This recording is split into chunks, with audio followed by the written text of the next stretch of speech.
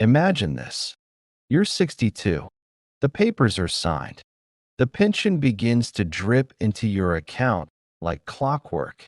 Friends pat you on the back and say, "You earned your rest." The neighbors tell you, "Now's the time to relax." Society whispers, "Your work is over. Sit down." Fade out. But then you look in the mirror, and the reflection staring back isn't an old man waiting for the curtain to fall. It's a fighter, a builder, a man who still carries unfinished dreams in his chest. Most men treat their pension like a soft pillow. They lie down on it and slowly sink. But what if I told you that pension is not a pillow, it's a sword, a weapon of freedom, a tool that can cut through the prison walls of routine and give you a second life? This is the story of how one man, and many like him, have transformed a pension into a business, into purpose, into fire. In just 90 days.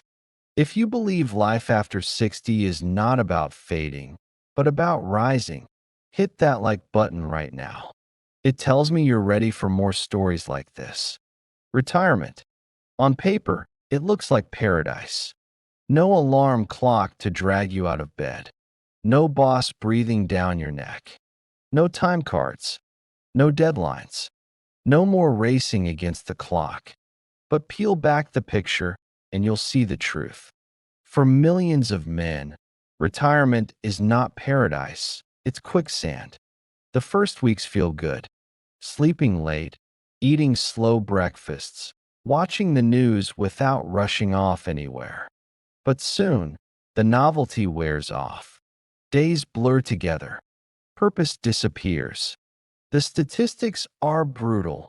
Men who retire and stop working on a mission are far more likely to suffer depression, rapid decline in health, even early death. Not because of money, not even because of age, but because of something deeper, the absence of why. And the pension, that steady drip of money that was supposed to be freedom, becomes a cage. It's enough to keep you alive, but not enough to make you feel alive.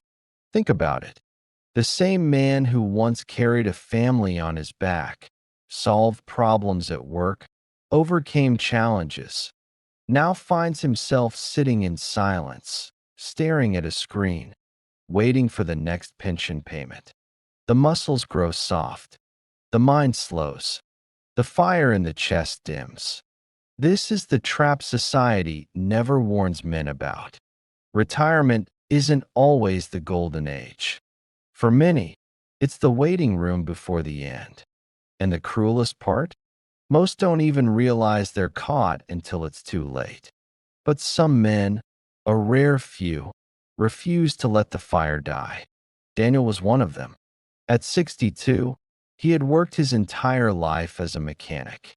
He had grease under his fingernails, scars on his knuckles, and wisdom carved into every line of his face. His body carried the marks of decades of hard labor, but his spirit still carried something more powerful: unfinished dreams. Everyone around him assumed the story was over. His co-workers shook his hand on his last day and said, "Enjoy your retirement, old man." His family told him, "Now you can finally relax." His friends joked about fishing trips and lazy afternoons. But Daniel wasn't laughing. Deep inside, he knew something they didn't. If he sat down now, if he let go of purpose, it wouldn't take long before he disappeared. One night, as he sat at his kitchen table, staring at the pension check in his hand, a thought hit him like a hammer. This isn't the end of my story. This is the beginning of my next one. He could have blown it on comfort.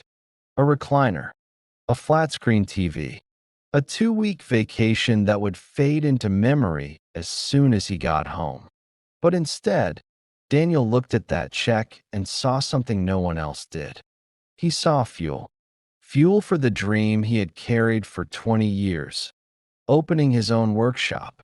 Not a giant corporation, not a risky empire, just a small shop where he could repair machines, craft with his hands, and, most importantly, pass down his knowledge to younger men. For 3 decades, life told him, not now. Too busy. Too many bills. Too risky. But at 62, Daniel finally realized the truth. If not now, then when? That single question changed everything. It turned his pension from a paycheck into a sword, and it marked the start of a 90-day transformation that would ignite his second life. The first 30 days weren't about money. They were about breaking chains. And the biggest chain wasn't poverty. It wasn't time. It was fear. The voices around Daniel grew louder. You're too old for this. You'll waste your pension. You should just enjoy the little you've got. Even his closest friends shook their heads. At our age, you don't start things. You end them. Every word was a weight, pressing on his shoulders. Every warning was a hand, pulling him back into the chair of comfort. But Daniel understood something most men forget. Comfort kills. Slowly, quietly. Comfort turns strong men into shadows. And he wasn't ready to die while still breathing. So, he started with the smallest but most powerful tool he had, a notebook. Every morning, before the sun rose, he sat at his kitchen table with a cup of black coffee. He opened that notebook and wrote, not just business ideas, but visions. What kind of workshop he wanted, what kind of services he would offer, what kind of reputation he would build. It wasn't just ink on paper. It was a map, a declaration, a lifeline. Then he made a bold move. He took a portion of his pension, money other men would have used on comforts, and invested it in himself. He bought books on small business. He signed up for online courses. He began listening to men who had built something from nothing. He wrote down every lesson. He practiced every idea. And slowly, the fear began to shrink. You see, most men wait for courage to arrive before they act. Daniel discovered the opposite. Action creates courage. Every time he wrote, every time he studied, every time he planned, he felt the chains loosen. He stopped asking, what if I fail? And started asking, what if I never try? That question haunted him, because he realized the real risk wasn't losing money. The real risk was losing time. At 62, he didn't have decades to waste. He had to move. So he did. He visited the garage he had in mind. He walked the neighborhood. He talked to people. He planted seeds. And something strange happened. Though many doubted, a few nodded with respect. A neighbor told him, if you open it, I'll be your first customer. A friend confessed, I wish I had the guts to do what you're doing. The first 30 days didn't make him rich. They didn't even make him successful.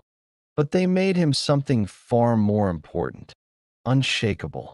Because once a man breaks the chains of fear, he becomes unstoppable. If this part of the story lit something inside you, don't just sit there.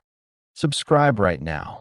Because every week, I bring you stories that help men over 60 shatter their chains and reclaim their fire. By month 2, Daniel was no longer dreaming. He was building. He found a small garage for rent. Just 4 walls, a concrete floor, and a rolling door that creaked when it opened. Most men would see a dusty box. Daniel saw possibility. He brought in his old tools, bought a few new ones, carefully, wisely. Each purchase wasn't an expense, it was an investment. The first days were quiet, the kind of quiet that can crush a man's confidence. But Daniel had something younger men rarely do: discipline. He knew the value of persistence. So he worked. He fixed things for neighbors, sometimes for free, sometimes for a token payment. But word began to spread. There's an old mechanic down the street who still knows his craft. The first paying customer walked in, then another, and another. And with every handshake, every job finished, Daniel felt his fire grow. Here's the truth. Young men often chase overnight success. They burn fast and burn out. But Daniel had patience, forged by years of labor. He didn't need millions. He needed momentum. And momentum he built, one bolt, one handshake, one job at a time. His pension was no longer just survival money. It was seed money. It was the fuel for an engine of freedom. By the third month, Daniel was no longer retired. He was reborn. His little workshop had customers. His pension check still came, but it was no longer his lifeline. It was his launch pad. He hired a young man, a helper barely 20 years old, who reminded him of himself when he first started turning wrenches. Daniel didn't just hire him. He mentored him. He passed down skills. He passed down wisdom. He created legacy. The most important change wasn't in his wallet. It was in his eyes. The fire, the one that had been dimming for years, now burned like it did when he was 25. He woke up every morning with purpose. He went to bed every night with pride. He was no longer a pensioner waiting to fade away. He was a founder, a mentor, a man with a mission. Here's the truth. Your pension is not the end of your story. It's the beginning of your next chapter. Most men will sit down. Most men will fade out. But you don't have to. You can take that pension, that check, and wield it like a weapon of freedom. You can fuel a dream. In just 90 days, Daniel went from retired and done to reborn and building. So can you? Ask yourself, will you let your pension be a cage? Or will you pick it up as a sword and fight for the life you still have left? If this message spoke to you, hit that like button right now. It helps spread this fire to more men who need it.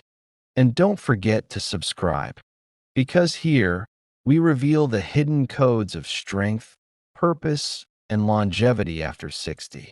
Life after 60 isn't about slowing down, it's about rising up.